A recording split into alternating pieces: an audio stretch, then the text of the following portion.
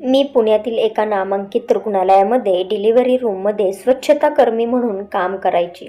पण कोणालाही कल्पना नव्हती की मी तेथील कचरा उचलून लाखो रुपये कमवत असेल. हे ऐकून तुमचेही रोमांच उभे राहतील की प्रसूतीच्या वेळी डॉक्टर आणि नर्स काय वस्तू कचऱ्यात फेकून देतात. एक अशी वस्तू जी जग सोन्याच्या भावाने विकत घ्यायला तयार आहे. माझं नाव वंदना आहे.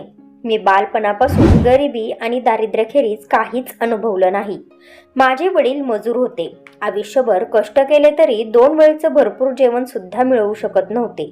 मी त्यांची एकुलती एक मुलगी होते. जेव्हा वडिलांची तब्येत बिघडू लागली तेव्हा घरातील चूल सुद्धा बंद पडली. त्यांचा दम्याचा खोकला वाढतच गेला. शरीर दुर्बल होत गेले आणि एक दिवस ते कामावर जाणेच बंद झाले. तेव्हा आईने हिंमत केली आणि त्याच खाजगी रुग्णालयात स्वच्छताकर्मीचे काम सुरू केले. जिथे आज मी काम करते ते फारसे महत्त्वाचे नाही. ती एक साधीशी नोकरी होती, पण आईच्या थोड्याशा पगारामुळे आमचे कोसळत जाणारे घर कसं तरी चालू राहिले. पण आयुष्याचे धक्के इथेच थांबले नाहीत. वडील आजाराशी झुंजत एक दिवस त्यांचा मृत्यू झाला. आई पूर्णपणे एकटी पडली. तिने माझे लग्न एका दूरच्या नातेवाईकाचा मुलगा विजय सोबत लावून दिले. कारण आम्ही लहान असतानाच घरातील मोठ्या माणसांनी आमचे लग्न ठरवले होते. आईला काय माहिती होतं की विजयला दारूचे व्यसन आहे. तो जबाबदारीपासून पळणारा, नेहमी नशेत धुंद असलेला माणूस होता. लग्नानंतर हे सत्य सर्वांसमोर आले तेव्हा माझ्या पायाखालची जमीनच सरकली. आई स्वतः डायबिटीसने ग्रस्त होती आणि तिची तब्येत अनेकदा बिघडायची. मला 2 अपत्ये झाली होती, एक मुलगा आणि एक मुलगी. विजय काहीच काम करत नव्हता, म्हणून संपूर्ण घर चालवण्याची जबाबदारी माझ्यावरच पडली. एक दिवशी आईची साखर पातळी खूपच कमी झाली. तेव्हा मी तिचा हात दाबत म्हटलं, आई, आता तू आराम कर. तुझ्या जागी मी कामावर जाते. आईच्या डोळ्यात पाणी आले. ती म्हणाली, बाळा, मी तुला काहीच देऊ शकले नाही. तुझं शिक्षण सुद्धा पूर्ण करू शकले नाही. फक्त ही गरिबीच दिली. आता तूही तेच काम करणार जे मी करत होते. मी तिचा हातात घेऊन म्हटलं, अगं आई, काम काही लहान मोठं नसतं आणि विजयसोबत तर माझं सगळं सांभाळूनच चालले आहे. घराची इज्जत पण राखायची आहे ना. नशिबाने मला तिथंच उभं केलं होतं जिथे कधी माझी आई उभी होती. मीही त्या रुग्णालयात तीच वर्दी घालून आईच्या जागी काम करू लागले. आईने आपल्या इमानदारीने आणि मेहनतीने रुग्णालयात चांगली ओळख निर्माण केली होती. त्याचा फायदा मला मिळाला. पण घरातील गरिबी तशीच कायम होती. पतीचे व्यसन, आईच्या महागड्या औषधांचा खर्च आणि मुलांच्या शिक्षणाचा वाढत जाणारा खर्च यांनी माझी कंबर मोडून टाकली होती. माझा पगार महिन्याच्या सुरुवातीच्या 10 दिवसातच संपायचा. माझी ड्युटी बहुतांशी डिलिव्हरी रूममध्येच असे. तिथे फरशीवर झाडू फिरवणे, घाण स्वच्छ करणे, औषधे आणि स्वच्छता रसायनांचे स्प्रे करणे ही सर्व माझी जबाबदारी होती. दररोज रक्त, औषधे आणि रसायनांचा मिसळलेला वास माझ्या नाकात बसला होता. माझ्या शरीराचाही तोच वास येऊ लागला होता. डिलिव्हरी रूम हे एक विचित्र स्थान आहे. कधी कोणा बाळाचा रडण्याचा पहिला आवाज ऐकू येईल, तर कधी कोणा आईची किंकाळी.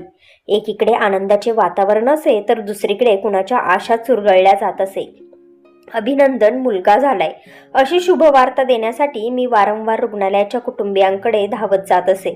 खूप खूप आभारी दीदी, ते लोक हसून म्हणत आणि 500 रुपयांची नोट माझ्या हातावर ठेवत. ते माझ्यासाठी कोणत्याही खजिन्यापेक्षा कमी नसायचे. मी नेहमी शुभवार्ता देण्यात अग्रेसर राहत असे, जेणेकरून थोडेफार अतिरिक्त पैसे मिळतील. पण तेही तुटपुंजे होते, कारण घरी आल्याबरोबर मुले आपल्या मागण्यांची ओढच लावत.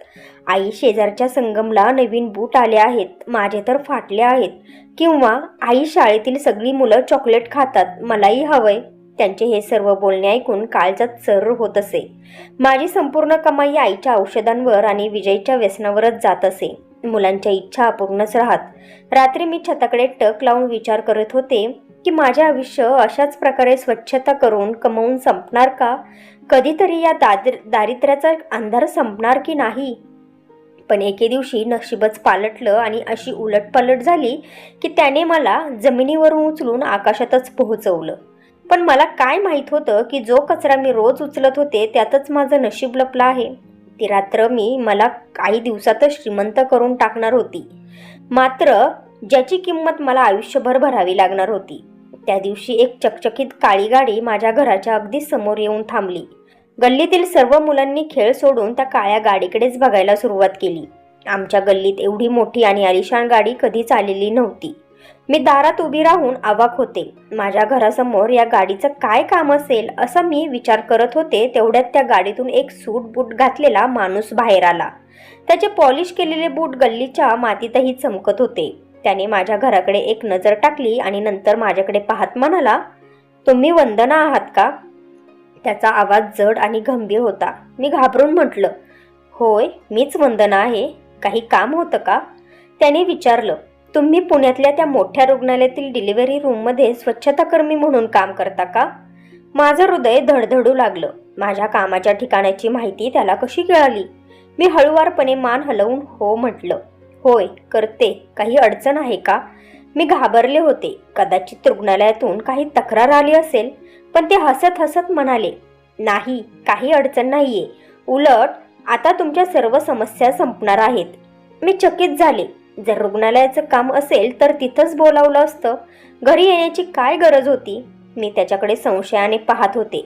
तेव्हा त्याने विचारलं, मी आत येऊ शकतो का? मला तुमच्याशी एक अतिशय महत्त्वाच्या गोष्टीवर बोलायचं आहे. मी काहीसा संकोच करत म्हटलं, ठीक आहे या. माझं लहानसं घर आणि त्यात भिंतींना रंग नसलेलं घर त्याच्या महागड्या कपड्यांसमोर लाजवान वाटत होतं.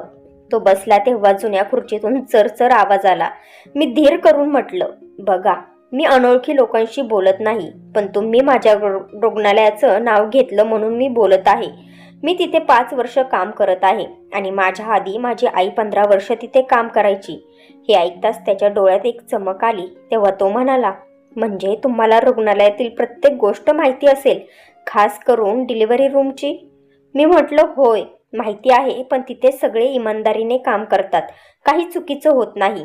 तो थोडासा पुढे झुकून म्हणाला, बस त्यांच्याच या चांगुलपणाचा थोडा फायदा उठवायचा आहे, ज्यामुळे तुला इतका पैसा मिळेल की तू कल्पना देखील करू शकणार नाहीस. मी आश्चर्याने विचारलं, कोणता फायदा? तो हसला आणि म्हणाला, तुला रोज कचरा उचलायचा असतो ना, बस त्याच कचऱ्यात तुझ्यासाठी एक अशी वस्तू आहे जी तुला काही दिवसातच कोट्याधीश बनवू शकते. त्याचं वाक्य असं होतं, जणू काही कोणी माझ्या डोक्यावर हातोडा मारला असेल. कोट्याधीश आणि तोही कचऱ्यातून? मला एका क्षणासाठी वाटलं, हा माणूस एकतर वेडा आहे किंवा माझी मस्करी करतोय. मी त्यांना कठोर स्वरात म्हणाले, का माझ्या गरिबीची मस्करी उडवायला आला आहे? ठीक आहे, तुम्ही लोक श्रीमंत आहात आणि आम्ही कचरा उचलणारे, पण आम्हाला आमचं आयुष्य जगू द्या. बाहेर निघा इथून. त्याने माझं बोलणं ऐकून रागावण्याऐवजी हलकासा हसला आणि म्हणाला, वंदनाजी, जी गोष्ट मी तुम्हाला सांगणार आहे ती कदाचित तुमच्या रुग्णालयातील मोठमोठ्या डॉक्टरांनाही माहिती नसणार, कारण हे हिंदुस्थान आहे. इथे लोकांना याची कल्पना देखील नाही की स्त्रीच्या बाळंतपणानंतर एक अशी मौल्यवान वस्तू फेकून दिली जाते ज्यातून हजारो नाही तर लाखो रुपये कमवता येऊ शकतात. त्याच्या बोलण्यात काहीतरी असे होते ज्याने माझा राग जिज्ञासेत बदलला. कोणती वस्तू? कसली मौल्यवान वस्तू? मी तुला सांगतो. त्याने आपल्या खिशातून एक चांगल्या प्रकारे दुमडलेला कागद काढला. उद्यापासून जेव्हाही कोणतीही डिलिव्हरी होईल तेव्हा तू कचऱ्यातून ती वस्तू काढून स्वतंत्र पिशवीत ठेवायची आहेस, समजलं? होय मी तशी ठेवेन. मी उत्सुकतेने विचारलं, पण ती वस्तू नक्की काय आहे ते सांगा. त्याने तो कागद माझ्याकडे सरकवला. यावर सगळं लिहिलं आहे. हे काळजीपूर्वक वाच. उद्यापासून तुझं काम सुरू होईल. मी तुझ्याशी स्वतः संपर्क साधेन. असं म्हणून तो उठून बाहेर गेला. मी त्याला जाताना बघतच राहिले. जेव्हा ती काळी गाडी गल्लीच्या टोकाला गायब झाली तेव्हा मी थरथरत्या हातांनी तो कागद उघडला. त्यावर फक्त एकच शब्द लिहिला होता, एक असा वैद्यकीय शब्द जो मी कधी कधी नर्सच्या तोंडून ऐकला होता, पण त्याचा अर्थ मला माहीत नव्हता. मी तो शब्द वारंवार वाचला. मला समजतच नव्हतं की तो शब्द नक्की काय आहे. निरुपयोगी वस्तू इतकी मौल्यवान कशी होऊ शकते, जी डॉक्टर आणि नर्स वापरलेल्या रुई आणि पट्ट्यांसोबत फेकून देतात? माझे हृदय म्हणत होतं, ही काहीतरी फसवणूक आहे, काही युक्ती आहे. पण माझा मेंदू म्हणत होता, जर यात जरा सुद्धा सत्यता असेल तर माझं आणि माझ्या मुलांचं आयुष्य पूर्णपणे बदलू शकतं. त्या एका शब्दाने माझ्या ठाई लोभ आणि भीतीची अशी लढाई सुरू केली होती ज्याचा निर्णय दुसऱ्या दिवशी रुग्णालयाच्या डिलिव्हरी रूममध्ये होणार होता. त्या रात्री मला झोपच आली नाही. मी पलंगावर कूस बदलत राहिले. त्या कागदावर लिहिलेला शब्द माझ्या मनात सतत फिरत होता. तो अनोळखी माणूस, त्याच्या आत्मविश्वासाने भरलेले डोळे आणि कोट्याधीश होण्याचं बोलणं, सगळं एखाद्या स्वप्नासारखं वाटत होतं. एक असं स्वप्न जे भीतीदायकही होतं आणि सुंदरही होतं. एकीकडे माझी भीती मला ते काम करण्यापासून रोखत होती, तर दुसरीकडे माझ्या घरची परिस्थिती, मुलांचे भुकेलेले चेहरे आणि आईचा आजार मला त्या मार्गावर ढकलत होता. मी उठून कोपऱ्यात झोपलेल्या माझ्या मुलांकडे पाहिले. चंद्राचा हलकासा प्रकाश त्यांच्या भोळ्या चेहऱ्यावर पडत होता. त्यांचे फाटलेले कपडे आणि अशक्त शरीर बघून माझ्या मनात वेदना उसळली. नाही, मी तुमचं आयुष्य असं नासू देणार नाही, मी स्वतःशी बडबडले. जर त्या कचऱ्यातच माझ्या नशिबातलं सोनं लपलेलं असेल तर मी त्यासाठी काहीही करणार. हे विचार आल्यावर माझ्या अंतकरणातील भीती हवेच्या बुडबुड्यासारखी नाहीशी झाली. त्याच्या जागी एक विचित्र धाडस आणि निष्काळजीपणा आला. दुसऱ्या दिवशी सकाळी जेव्हा मी हॉस्पिटलसाठी तयार होत होते तेव्हा माझ्या मनात एक वेगळीच भीती होती. मी माझ्या कामाच्या बॅगमध्ये एक अतिरिक्त स्वच्छ पिशवी लपवली. हात थरथरत होते पण निश्चय दृढ होता. जेव्हा मी हॉस्पिटलला पोहोचले तेव्हा सर्व काही रोजच्या सारखेच होते. तेच कॉरिडॉर, तेच लोक, तीच दुर्गंधी. पण आज सर्व काही वेगळं वाटत होतं. आता प्रत्येक चेहरा मला शंकेने पाहत असल्यासारखे वाटत होते. वंदना, आज खूप शांत दिसतेस. सर्व ठीक आहे ना? काही त्रास तर नाही ना? सिस्टर सुजाता जाता जाता विचारत होती. ती हॉस्पिटलमधील सर्वात जुनी आणि कडक स्वभावाची नर्स आहे. मी स्तब्ध झाले. हो सिस्टर, मी ठीक आहे. बस रात्रभर झोप आली नाही. ठीक आहे, तर मग आता कामावर लक्ष दे. आज सकाळपासून 3 डिलिव्हरी केसेस आलेत. लेबर रूम पूर्ण स्वच्छ असायला हवं. ती आदेश देऊन पुढे निघाली. तिचे शब्द ऐकून माझी धडधड आणखी वेगवान झाली. 3 केस म्हणजे 3 संधी. मी घाईघाईने माझा झाडू पोछा उचलला आणि लेबर रूमच्या दिशेने वाटचाल केली. स्वच्छतेचे काम करताना माझे लक्ष आतून येणाऱ्या आवाजांवर होते. मी वारंवार दाराच्या काचेमधून आत झाकण्याचा प्रयत्न करत होते. वेळ हळूहळू निघून जात होता आणि माझी अस्वस्थता वाढतच होती. नंतर तो क्षण आला. पहिली डिलिव्हरी पूर्ण झाली. नर्सने बाळ स्वच्छ केले, वॉर्मरमध्ये ठेवले आणि नंतर मी कुटुंबियांना आनंदाची बातमी दिली. अभिनंदन, तुम्हाला मुलगी झाली आहे. तो माणूस आपल्या मुलीकडे वाटचाल करू लागला. आनंदित बाळाच्या वडिलांनी थरथरत्या हातांनी 500 रुपयांची नोट माझ्याकडे वाढवली. पण आज माझे लक्ष त्या नोटवर नसून त्या कचऱ्याच्या पेटीवर होते, ज्यात नर्सने रक्ताने भिजलेल्या रुई आणि इतर वस्तू टाकल्या होत्या. त्या वस्तूंबरोबर ती मौल्यवान गोष्टही टाकली होती आणि तसेच डॉक्टर आणि नर्सेस खोलीतून बाहेर गेले. मी ताबडतोब सफाईच्या सबबीखाली आत शिरले. दार अलगद बंद केले आणि चटकन कचरापेटीकडे धावले. माझे हात थरथरत होते. कपाळावर घाम उतरला होता. आयुष्यात मी कधीही चोरी केली नव्हती आणि हे काम मला जगातील सर्वात अवघड काम वाटत होते. मी धीर करून कचरापेटीत हात घातला. रक्त आणि इतर घाण पाहून मला उलटी येण्यासारखे झाले. पण त्या अनोळखी व्यक्तीचे शब्द माझ्या कानात गुंजत होते. हे तुला काही दिवसातच कोट्याधीश बनवेल. मी ती वस्तू उचलली जी त्या व्यक्तीने सांगितलेल्या खुणांशी जुळत होती आणि ती चटकन माझ्या लपवलेल्या बॅगमध्ये ठेवली. तेवढ्यात अचानक दार उघडलं आणि एक ज्युनियर नर्स आत आली. अरे वंदना, तू अजून हे स्वच्छ केलं नाहीस? लवकर कर, आपल्याला दुसरा रुग्ण आणायचा आहे. मी म्हणजे पकडल्यासारखीच झाले. मी ती पिशवी झटकन बादलीखाली लपवली. हो सिस्टर, फक्त 5 मिनिटात सर्व स्वच्छ करते, मी धास्तावून म्हटलं. ती गेल्यावर माझ्या जीवात जीव आला. ही गोष्ट पकडली जाण्याच्या अगदी काठावर होती. संध्याकाळपर्यंत मी याच प्रकारे धास्तावून, लपवून छपवून आणखी 2 नाळ वर जमा करून प्लॅस्टिकच्या पिशवीमध्ये लपवून ठेवल्या. सुट्टीची वेळ झाली तेव्हा मी ती पिशवी माझ्या मोठ्या बॅगमध्ये लपवली आणि हॉस्पिटलच्या मागच्या दरवाजाकडे निघाले. तो दरवाजा साधारणपणे कमीच वापरला जाई. तिथे पोहोचल्यावर मी त्या माणसाने दिलेल्या नंबरवर कॉल केला.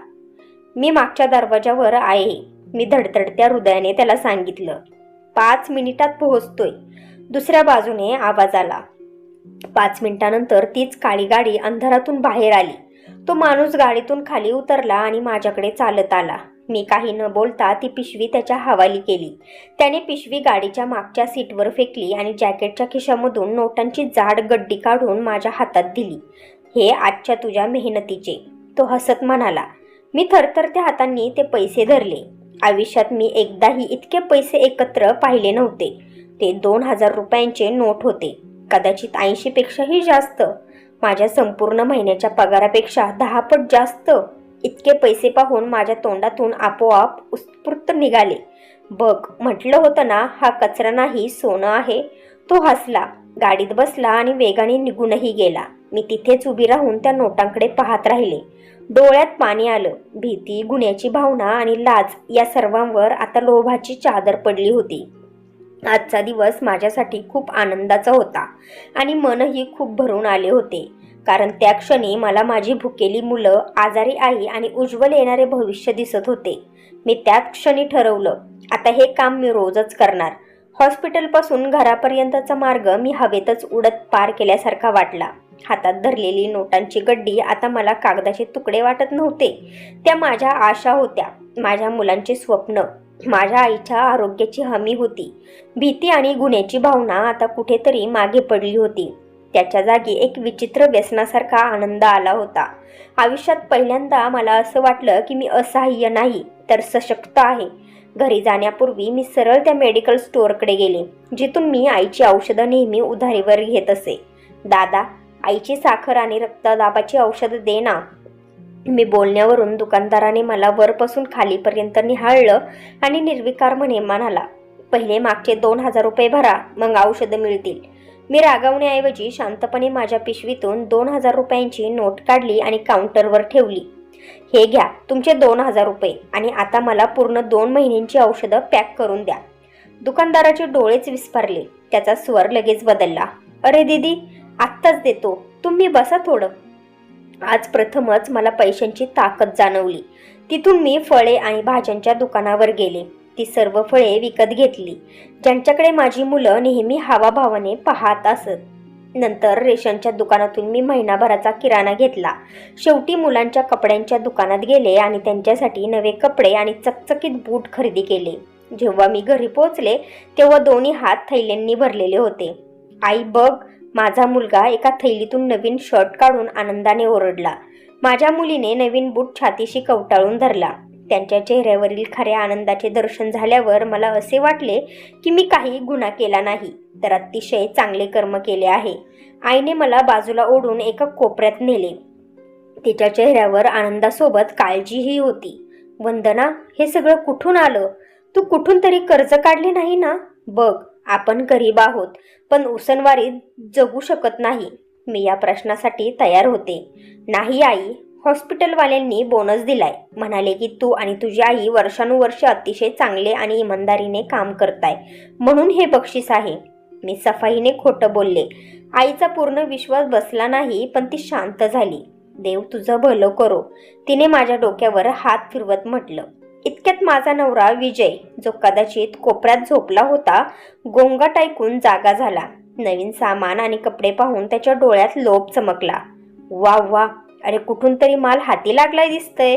छान, चल मला पण काही खर्चाला पैसे दे ना. मित्र थांबलेत.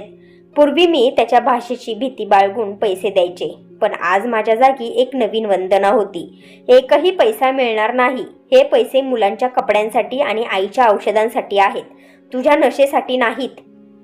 तो रागाने माझ्याकडे झडप घेण्यासाठी झेपावला. तुझी हिंमत कशी झाली मला उलट उत्तर देण्याची? धैर्य पैशाने येते विजय, मी त्याच्या डोळ्यात डोळे घालून म्हटलं आणि 500ची नोट त्याच्या दिशेने फेकली. हे घे आणि आता संपूर्ण दिवस मला तुझं तोंड दाखवू नकोस.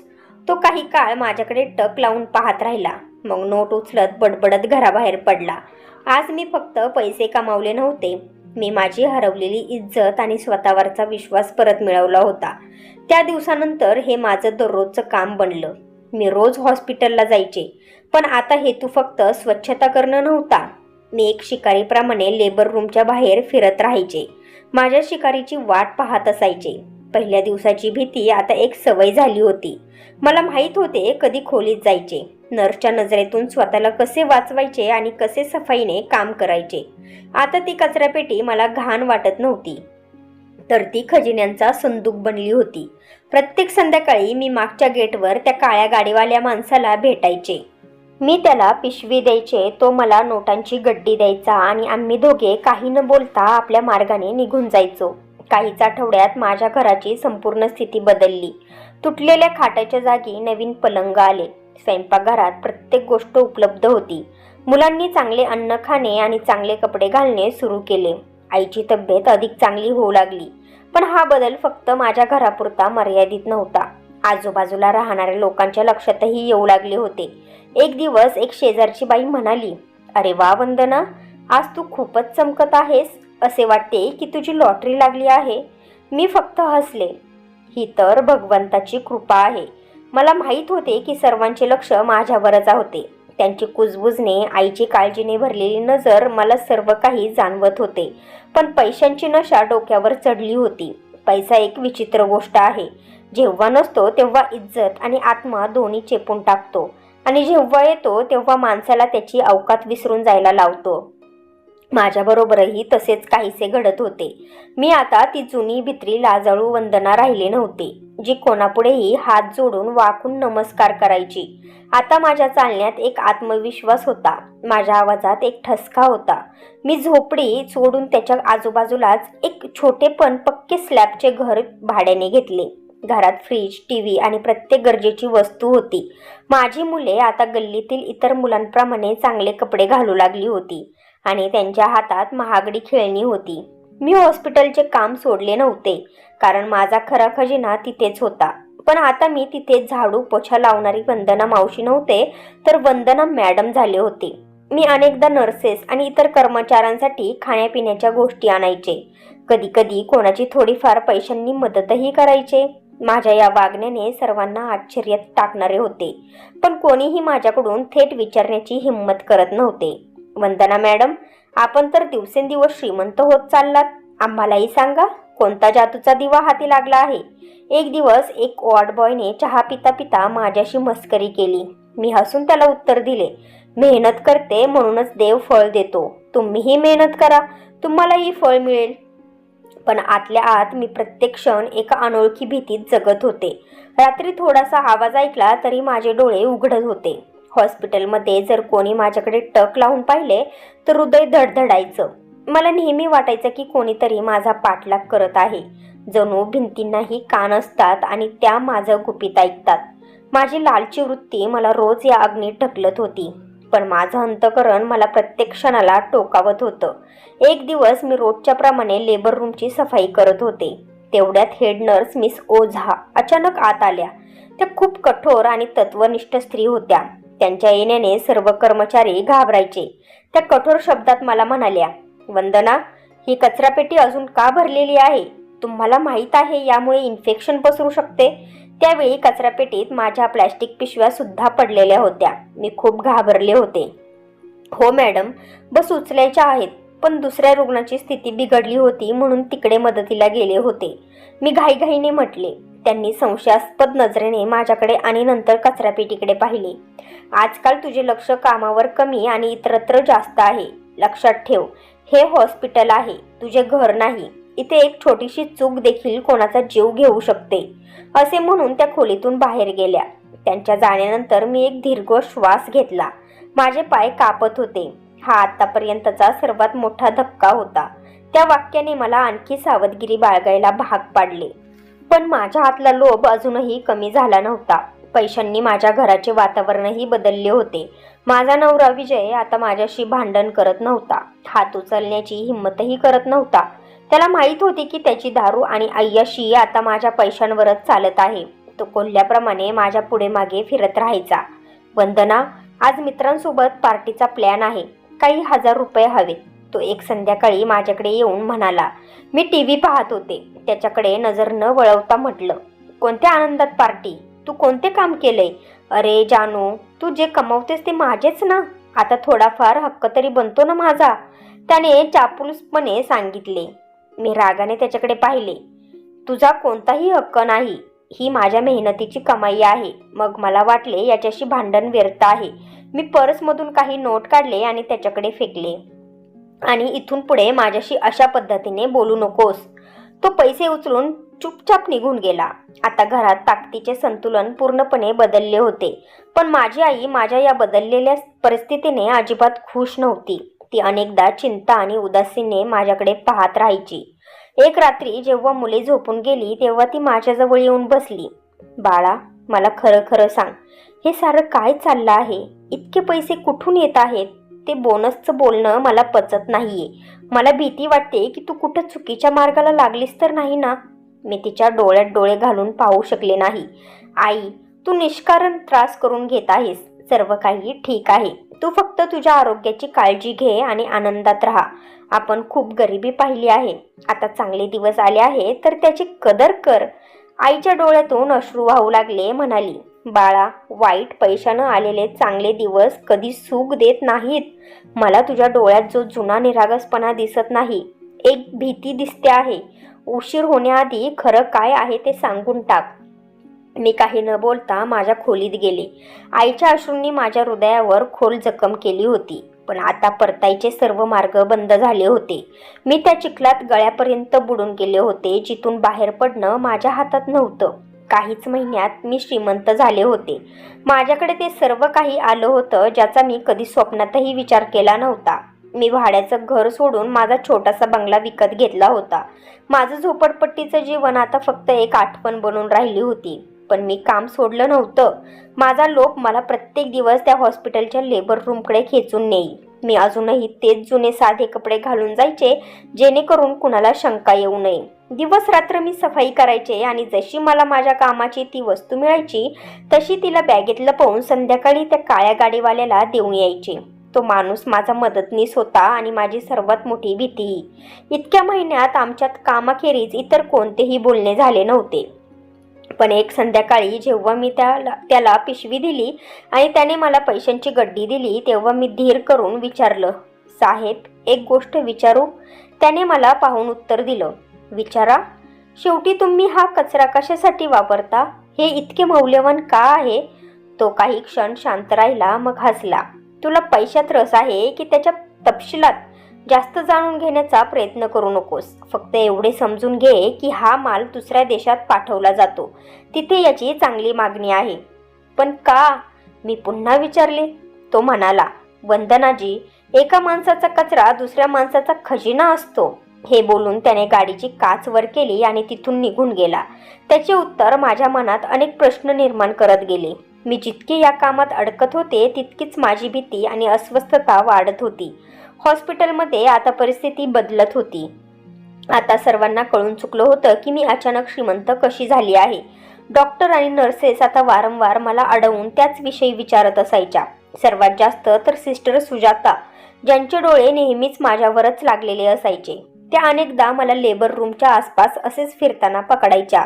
वंदना, तुझी ड्युटी तर सकाळच्या शिफ्टमध्ये संपते, मग यावेळी तू इथे काय करत आहेस? एका दुपारी त्यांनी मला कॉरिडॉरमध्ये अडवलं. मी फक्त घरी जात होते म्हणून विचारलं, काही काम तर नाही ना? मी भीतीने म्हटलं. त्यांनी स्मित हसून टोमणा मारला. काम तर तू आजकाल खूप करते आहेस ना वंदना? इतकं की तुझी झोपडी आता महाल बनली आहे. आम्हालाही दाखवा कधी. त्यांच्या वागण्यात बोलण्यात लपलेला संशय माझ्या हृदयात धोक्याची घंटी वाजवून गेला. मी विषय वळवण्याचा प्रयत्न केला. सिस्टर, जेव्हा देव देतो ना, छप्पर फाडून देतो. माझ्यासारख्या गरिबावरही त्याची कृपा झाली तर त्यात नवल काय आहे? तिने डोळे चुरचुरीत नजरेने माझ्याकडे पाहिले. नवल तर यात आहे वंदना की देवाची कृपा फक्त लेबर रूमच्या कचरापेटीवरच का पडते? हे ऐकताच माझ्या पायाखालची जमीनच सरकली. माझ्या मनात विचार चालू झाले की त्यांना काही कळलं आहे का? त्यांनी मला पाहिलं आहे का? मी काही उत्तर न देता तिथून निघून गेले. पहिल्यांदा असं वाटलं की आता माझा खेळ संपणार आहे.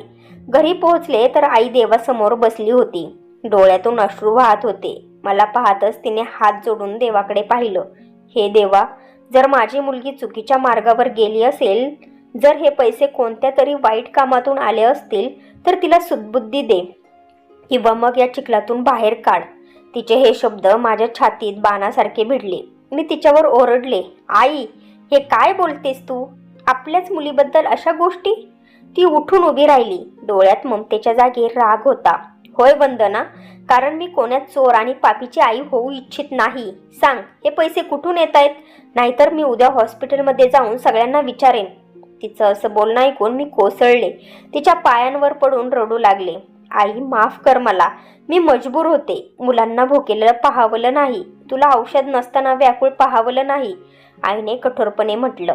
मजबुरी माणसाला पाप करू देत नाही वंदना, लोभ हा माणसाला पाप करण्यास प्रवृत्त करतो. तिने मला झटकून स्वतःपासून दूर केले. तू माझी इज्जत मातीत मिळवलीस वंदना. एवढे बोलून आई निघून गेली. ती रात्र मी झोपू शकले नाही. आईचे शब्द, सिस्टर सुजाताचे संशयास्पद नजरेतून पाहणे आणि त्या अनोळख्या माणसाचे बोलणे सर्व माझ्या मनात हातोड्यासारखे आदळत होते. असं वाटत होतं की माझा श्वास थांबतोय. दुसऱ्या दिवशी जड हृदयाने मी हॉस्पिटलला पोहोचले. मी ठरवलं होतं की आज अखेरचं हे काम करेन. मग त्याला भेटून स्पष्ट सांगेन की आता हे काहीही होणार नाही. माझ्याकडे आता इतके पैसे जमा झाले होते की मी काही छोटं मोठं काम सुरू करू शकते. मी पुन्हा लॉकर उघडलं तर युनिफॉर्ममधून एक पुसट कागदाचा तुकडा सापडला. माझं हृदय धक्का बसल्यासारखं झालं. कापत्या हातांनी मी तो तुकडा उघडला. त्यावर लिहिलं होतं, मला माहीत आहे तू कचऱ्यातून काय काढतेस. एका क्षणासाठी माझा श्वासच थांबला. पायाखालची जमीन सरकली.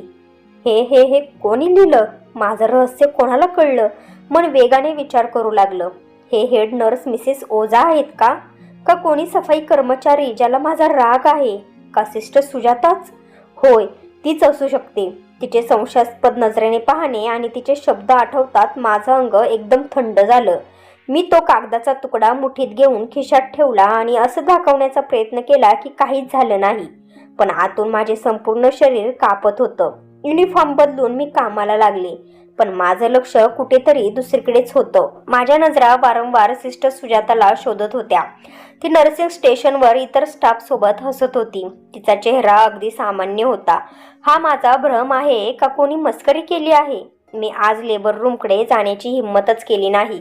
दुसऱ्या वॉर्डमध्ये स्वच्छता करत राहिले. पण प्रत्येक वेळी असं वाटत होतं की जणू कोणी मागे उभा आहे, जणू कोणाची नजर माझ्यावर आहे. प्रत्येक आवाजाने हृदय धडधडायचं. आज हॉस्पिटलची इमारत मला तुरुंगासारखी वाटत होती. ड्युटी संपताच मी कपडे बदलले आणि लवकर बाहेर पडण्यासाठी निघाले. मी ठरवलं होतं की आज मी त्या काळ्या गाडीवाल्याला भेटणारच नाही. काही दिवसांचा ब्रेक घेईन जोपर्यंत हे प्रकरण थंड होत नाही. मी हॉस्पिटलच्या मागच्या कॉरिडॉरमधून जात होते, जो नेहमीच सुना असायचा. तेवढ्यात मागून आवाज आला, वंदना. हा सिस्टर सुजाताचाच आवाज होता. मी वळून पाहिलं तर ती उभी होती, चेहरा अगदी गंभीर. थांब वंदना, मला तुझ्याशी काही बोलायचं आहे. माझं रक्त घोटलं. हो सिस्टर, ड्युटी संपली आहे, घरी जायचं आहे, मुलं एकटी आहेत. मी सबब सांगितली. ती म्हणाली, ड्युटी तर संपली असेल पण तुझं ते खास काम अजून बाकी आहे, होय ना? तिचा आवाज अंदाज थंड आणि कठोर होता. आता मला समजलं, सुटण्याचा कुठेच मार्ग नाही.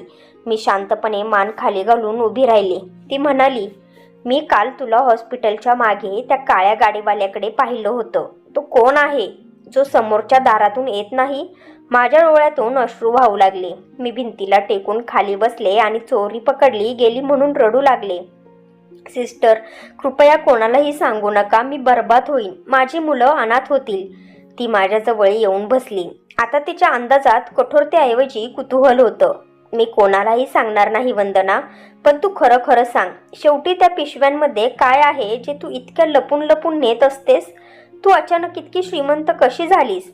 मी हुंदके घेत म्हटलं, सिस्टर, जेव्हा तुम्ही कोणत्याही स्त्रीची डिलिव्हरी करता तेव्हा डिलिव्हरीनंतर जी नाळ वर म्हणजेच प्लेसेंटा कचऱ्यात फेकता, मी ती चोरून विकते. हे ऐकता सिस्टर सुजाताच्या चेहऱ्यावर तिरस्कार आणि आश्चर्य दिसू लागले. काय, तू वेडी झाली आहेस का वंदना? अगं तो तर एक गढूळ नकोसा भाग असतो. त्याला कोण विकत घेणार? मी हळू आवाजात म्हटलं, मला माहीत नाही सिस्टर. फक्त त्या माणसाने सांगितलं की ती गोष्ट खूप मौल्यवान आहे. तिने रागातच विचारलं, पण कशासाठी? शेवटी तो त्याचं काय करतो? मी घाबरत म्हटलं, त्याने सांगितलं होतं की यापासून मोठमोठ्या कंपन्या क्रीम आणि इंजेक्शन्स बनवतात. ते श्रीमंत मॉडर्न बायका सुरकुत्या घालवण्यासाठी आणि तरुण दिसण्यासाठी वापरतात. ते प्लेसेंटायुक्त एंटी एजिंग क्रीममध्ये वापरले जाते. सिस्टर सुजाताच्या चेहऱ्यावर आता पूर्णपणे शांतता होती.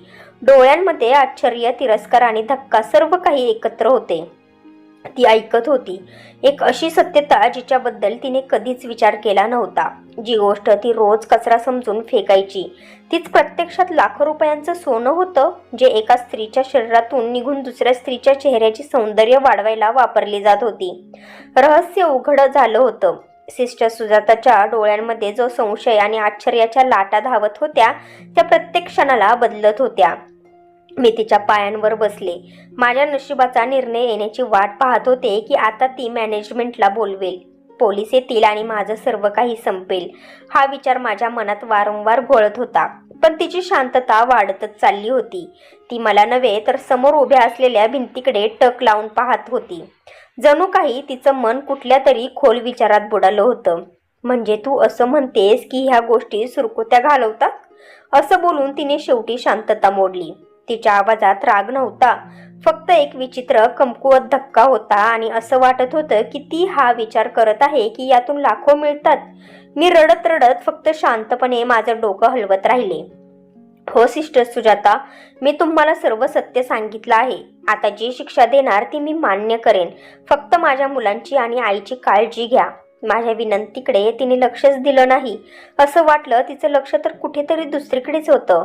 तो माणूस प्रत्येक पिशवीचे किती पैसे देतो वंदना?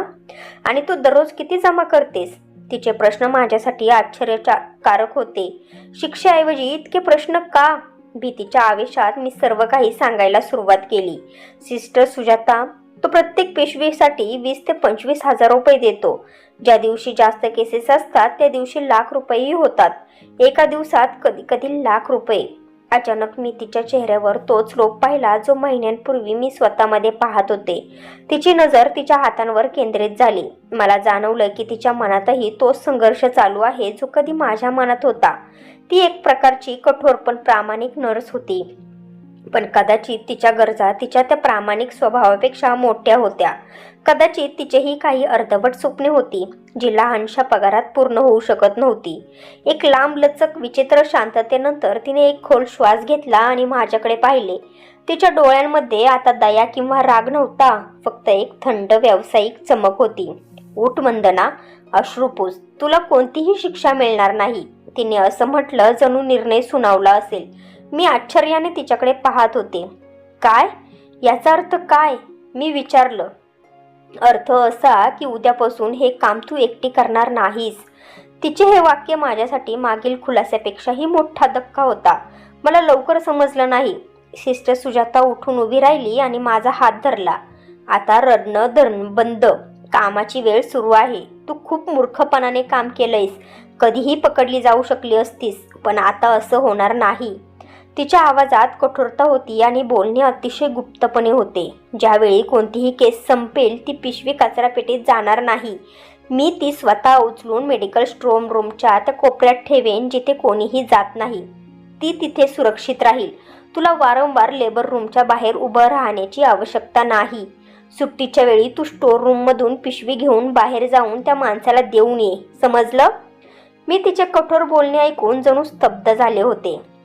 ज्या बाईने मला मृत्यू समान भीती दाखवली होती तीच आता मला ते चुकीचं काम अधिक सुरक्षित पद्धतीने करण्याचा मार्ग शिकवत होती. आणि जे काही पैसे येतील त्यावर तिने स्वतःची अट ठेवली होती. त्यातील 30% माझे असतील. हळूहळू सर्व खेळ माझ्या लक्षात आला. ही दया नव्हती, ही भागीदारीची ऑफर होती. तिने माझी मजबुरी आणि भीती स्वतःच्या प्रगतीचे साधन बनवले होते. पण सिस्टर सुजाता, हा तर गुन्हा आहे. मी झटकन बोलून गेले. ती हसली आणि म्हणाली, गुन्हा तेव्हा गुन्हा नव्हता जेव्हा तू एकटी लाखो कमावत होतीस. वंदना, हॉस्पिटलचे लोक या मौल्यवान वस्तू जाळून नष्ट करतात. जर ती कोणाच्या तरी कामी येऊन आपल्याला काही पैसे देत असेल तर त्यात वाईट काय आहे? आपण कोणाचा हक्क चोरी करत नाही, फक्त आपला वाटा घेत आहोत. माझ्याकडे नकार देण्याचा मार्गही नव्हता. जर मी नकार दिला तर ती एका मिनिटात मॅनेजमेंटला सर्व काही सांगेल. मी एका शिकारीपासून वाचून दुसऱ्या अधिक धोकादायक शिकाऱ्याकडे आश्रय घेतला होता. ठीक आहे सिस्टर सुजाता, मी दबेल आवाजात म्हटलं. तिने माझ्या खांद्यावर थाप दिली. तू घरी जा आणि काळजी करू नकोस. उद्यापासून आपलं नवीन कामकाज सुरू होईल. त्या दिवशी जेव्हा मी हॉस्पिटलमधून बाहेर पडले तेव्हा मी एकटी नव्हते. माझ्याबरोबर आता त्या चुकीच्या कामात आणखी एक जण सामील झाला होता. एक शिक्षित वरिष्ठ नर्स. ही आमची नापक भागीदारी कोणत्या शेवटापर्यंत जाईल हे मला माहीत नव्हतं.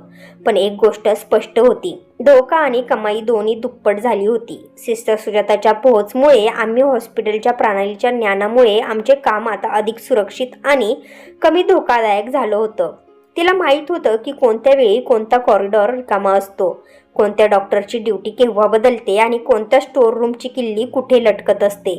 आता मला दिवसभर लेबर रूमच्या बाहेर फिरण्याची गरज नव्हती. सुजाता स्वतः सामान सुरक्षित जागी पोहोचवायची आणि मी सुट्टीच्या वेळी ते उचलून बाहेर घेऊन जायचे. पैसा पाण्यासारखा वाहू लागला. जिथे आधी मी रोज 500 रुपये कमवायची, ती रक्कम आता 1,500 रुपयापर्यंत पोहोचू लागली होती. कारण सिस्टर सुजाता आपल्या प्रभावामुळे इतर ऑपरेशन थिएटरमधूनही मौल्यवान सामान काढण्याचा मार्ग काढू शकत होती. आता आम्ही ठरवलं होतं की एकूण रकमेच्या 40% आता सिस्टर सुजाताचे होणार आणि 60% माझे. कारण बाहेरील माणसांशी संपर्क आणि सौदा करण्याची जबाबदारी आणि धोका अजूनही माझाच होता. पैशाने माझं आयुष्य पूर्णपणे बदलून टाकलं होतं. मी एक छोटीशी गाडी घेतली होती. माझी मुलं शहरातल्या चांगल्या शाळेत शिकू लागली होती. मी आईच्या उपचारासाठी शहरातल्या सर्वात मोठ्या डॉक्टरकडे अपॉइंटमेंट घेतली होती. पण आई अजूनही माझ्याबद्दल खुश नव्हती. ती माझ्याकडून मिळालेल्या सुखसुविधा वापरत होती, पण तिच्या डोळ्यांमध्ये माझ्यासाठी नेहमी निराशा आणि भीती असायची. वंदना, हे सर्व केव्हापर्यंत चालणार? ज्या गोष्टीचा पायाच कच्चा असेल ती बराच वेळ टिकत नाही. ती वारंवार मला हे बोलून दाखवायची. तेव्हा मी तिला म्हणायचे, आई तू काळजी करू नकोस ग, मी सर्व हाताळू शकते. मी नेहमी तिचं बोलणे टाळायचे. दुसरीकडे सिस्टर सुजाताच्या आयुष्यातही मोठा बदल घडत होता. तिने आपली जुनी मोटरसायकल विकून एक छोटी गाडी घेतली होती. आता ती महागडे कपडे आणि ब्रँडेड पर्स वापरू लागली. तिच्या या अचानक बदलाची नोंद हॉस्पिटलमधील सर्वांनी घेतली होती. असं वाटत होतं की सिस्टर सुजातालाही काही लॉटरी लागली आहे. लोक तिच्या मागे चर्चा करू लागले. आमच्यात आता मैत्री नव्हती, फक्त व्यवसायाचा संबंध होता. आम्ही फक्त कामाच्या वेळी बोलत होतो, हिशोब करत होतो आणि पुढची योजना आखत होतो. लोभ आम्हा दोघींवर हावी झाला होता. एके दिवशी सुजाता मला म्हणाली, वंदना, हा माणूस आपल्याला खूप कमी पैसे देतो. हा माल बाहेर लाखो रुपयांना विकला जात असेल आणि आपल्याला फक्त हजारो मिळतात. आपण नवीन खरेदीदार शोधला पाहिजे. मी लगेच नकार देऊन म्हटलं, नाही सिस्टर्स, हे खूप धोकादायक ठरेल. जितकं मिळतंय तितकं कमी आहे का? अधिक लोभ आपल्यालाच नुकसान देईल. माझं बोलणं ऐकून ती रागाने म्हणाली, तू नेहमीच घाबरतेस, म्हणूनच संपूर्ण आयुष्य असंच करत राहिलीस. पैसा कमवायला हिंमत हवी. मग तो दिवस आला ज्याची मला भीती वाटत होती. हॉस्पिटलच्या मॅनेजमेंटने सुरक्षा वाढवण्यासाठी प्रत्येक कॉरिडॉरवर, विशेषतः स्टोर रूम्स आणि मागच्या गेटवर नवीन CCTV कॅमेरे लावले. ही बातमी आमच्यासाठी कोणत्याही बॉम्बपेक्षा कमी नव्हती. मी घाबरून सुजाताला म्हणाले, सिस्टर, आता आपण हे काम त्वरित बंद केले पाहिजे. हे कॅमेरे आपल्याला पकडून देतील. आपल्याकडे इतके पैसे आहेत की आपण सन्मानाने जगू शकतो. तिने मला झटकले आणि म्हणाली, वेडी होऊ नकोस वंदना. पैसा कधीच पुरेसा नसतो आणि या कॅमेऱ्यांचाही काहीतरी मार्ग आपल्याला काढता येईल. मी कॅमेऱ्यांचे ब्लाइंड स्पॉट्स खूप चांगल्या पद्धतीने पाहून ठेवले आहेत, जिथे त्यांची नजर पडत नाही. तू काळजी करू नकोस. पण मला माहीत होतं की आता आमच्या वाटा कमी होत चालल्या आहेत. हा देवाकडून इशारा होता, जो सुजाता आपल्या लोभामुळे समजू शकत नव्हती. त्याच आठवड्यात एके दिवशी हॉस्पिटलमध्ये डिलिव्हरीच्या केसेस जास्त होत्या आणि आमच्याकडे मालही खूप जमा झाला होता. सुजाता जी नेहमी खूप सावधगिरीने काम करायची, त्या दिवशी लोभ आणि घाईमध्ये एक मोठी चूक करून बसली. तिने सर्व सामान वेगवेगळ्या पिशव्यांऐवजी एका मोठ्या मेडिकल वेस्ट बॅगमध्ये भरलं, जेणेकरून लवकर काम संपेल. जेव्हा ती स्टोअर रूममधून ती बॅग घेऊन बाहेर येत होती, तेव्हा एका ज्युनियर नर्सने तिला पाहिले. तिने नमस्कार केला आणि निघून गेली. पण तिच्या मनात हा प्रश्न राहिला की सिस्टर सुजाता एकट्याच इतकी मोठी बॅग कुठे नेत आहेत. त्या संध्याकाळी जेव्हा मी त्या काळ्या गाडीवाल्याला भेटायला मागच्या गेटवर पोहोचले, तेव्हा तो खूप घाबरलेला दिसत होता. लवकर कर, आता इथे सिक्युरिटी खूप कडक झाली आहे. सर्वत्र कॅमेरे लागलेले आहेत. मला वाटतं ही आपली शेवटची डील असू शकते, त्याने पैसे माझ्या हातात देताना म्हटलं आणि लगेच गाडी घेऊन पळ काढला. त्याचे शब्द माझ्या हृदयात उतरले. शेवटची डील? माझं मन म्हणत होतं की तो खरंच बोलतोय. आमचा खेळ आता संपणार होता. त्या ज्युनियर नर्सने मिस ओझा यांना सर्व काही सांगितलं. मिस ओझा आधीपासूनच माझ्यावर आणि सुजातावर संशय करत होत्या. त्या तत्काळ सावध झाल्या. त्यांनी मॅनेजमेंटशी बोलून मागील काही दिवसांचे CCTV फुटेज काढून घेतले. पुरावे त्यांच्या डोळ्यांसमोर होता. फुटेजमध्ये स्पष्टपणे दिसत होतं की सिस्टर सुजाता डिलिव्हरीनंतर लेबर रूममधून सरळ स्टोर रूममध्ये जातात आणि थोड्या वेळानंतर बॅग घेऊन बाहेर येतात. नंतर काही तासानंतर मी त्या स्टोर रूममध्ये जाते आणि तीच बॅग घेऊन मागच्या गेटवरून बाहेर पडते. हे दररोज पुनरावृत्ती होत होतं. आमची सर्व योजना जी आम्ही सुरक्षित समजत होतो ती आता एका लहान स्क्रीनवर चित्रपटासारखी चालू होती. दुसऱ्या दिवशी जेव्हा मी माझं सामान घेऊन मागच्या गेटकडे वाटचाल केली, मी अगोदरच खूप घाबरलेले होते. जशी मी गेटवरून बाहेर पडले तशी हॉस्पिटलच्या 2 सुरक्षा रक्षकांनी आणि मिस ओझांनी मला वेढा घातला. वंदना, या बॅगमध्ये काय आहे? मिस ओझांचा आवाज थंड आणि कठोर होता. एका क्षणासाठी माझे डोळे गरगरले. बॅग माझ्या हातातून सरकली आणि आतल्या रक्ताने माखलेल्या पिशव्या बाहेर पडल्या. हे सगळं पाहून गार्डने तिरस्कार आणि घृणेने तोंड दुसरीकडे फिरवले. मला कळलं की खेळ संपला. मी तिथेच जमिनीवर कोसळले आणि रडू लागले. सिस्टर सुजातांना हॉस्पिटलच्या डायरेक्टरच्या कार्यालयात बोलवलं गेलं. तिने खोटं बोलण्याचा पूर्ण प्रयत्न केला, पण जेव्हा व्हिडिओ पुरावे समोर ठेवले गेले तिचा सर्व अहंकार आणि आत्मविश्वास कोसळला. पोलिसांना बोलवलं. हा गोंधळ संपूर्ण शहरात जंगलातल्या आगीसारखा पसरला. हॉस्पिटलच्या प्रतिष्ठेला मोठा धक्का बसला. त्या काळ्या गाडीवाल्या माणसाचा काहीच पत्ता लागला नाही. ज्यावेळी त्याला धोका जाणवला त्यावेळी तो असा गायब झाला की जणू कधी तो नव्हताच. या संपूर्ण खेळात फक्त आम्हीच पकडल्या गेलो. खटला चालला. सिस्टर सुजाता शिक्षित आणि वरिष्ठ नर्स असल्याने व्यवसायाला कलंकित केल्याच्या गुन्ह्यात अधिक कठोर शिक्षेला पात्र ठरल्या. मला त्यांच्यापेक्षा कमी शिक्षा मिळाली, पण तुरुंगातील सळया माझ्या देखील नशिबात होत्या. जे काही मी कमावलं होतं, घर, गाडी, पैसा सर्व संपलं. माझं कुटुंब पुन्हा त्या झोपडीत परत आलं, पण यावेळी त्यांच्या डोक्यावर दारिद्र्याबरोबर बदनामीचा डागही होता. आई त्या धक्क्याने आजारी पडली आणि माझी मुलं आपल्या आईने केलेल्या गुन्ह्याची शिक्षा आणि लोकांच्या टोमण्यांच्या रूपात भोगत होती. आज बऱ्याच वर्षानंतर मी तुरुंगाच्या त्या अरुंद कोंडीत बसून माझ्या आयुष्याकडे पाहिले. मला आता माझी लाज वाटत होती. मला माहीत आहे की मी चोरी केली, गुन्हा केला आणि लोभात आंधळी झाले.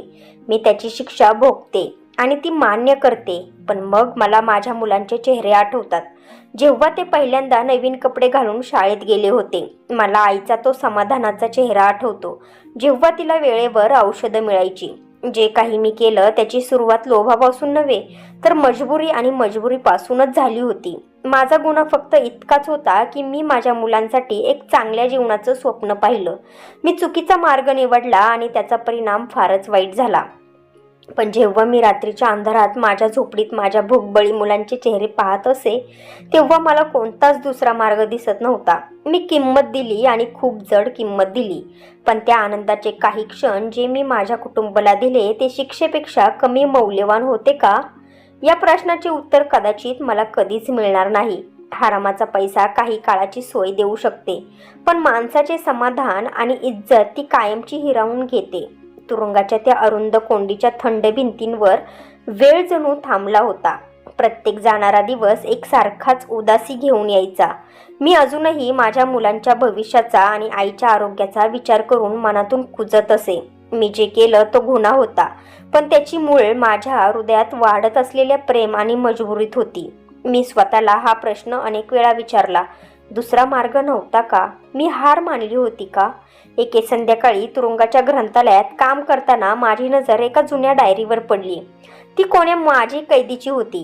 पुष्टे पिवळी पडली होती, पण त्यावर लिहिलेले शब्द खोल होते. त्या बाईनेही माझ्यासारखीच चूक केली होती. लोभ आणि घाईत तिने एक बेकायदेशीर मार्ग निवडला होता, पण तिने लिहिलं होतं की तुरुंगात आल्यानंतर तिने स्वतःमध्ये पूर्ण बदल केला.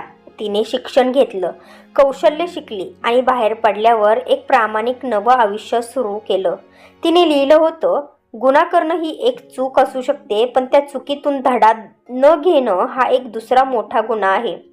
त्या डायरीच्या शब्दांनी माझ्या मनात एक नवी ज्योत पेटवली. मला जाणवलं की मी माझी शिक्षा भोगून बाहेर पडले तरी, पण जर माझं मन बदललं नाही तर मी पुन्हा त्या चिखलात अडकू शकते. मी तुरुंगात उपलब्ध शिक्षण कार्यक्रमांमध्ये सहभागी होण्यास सुरुवात केली.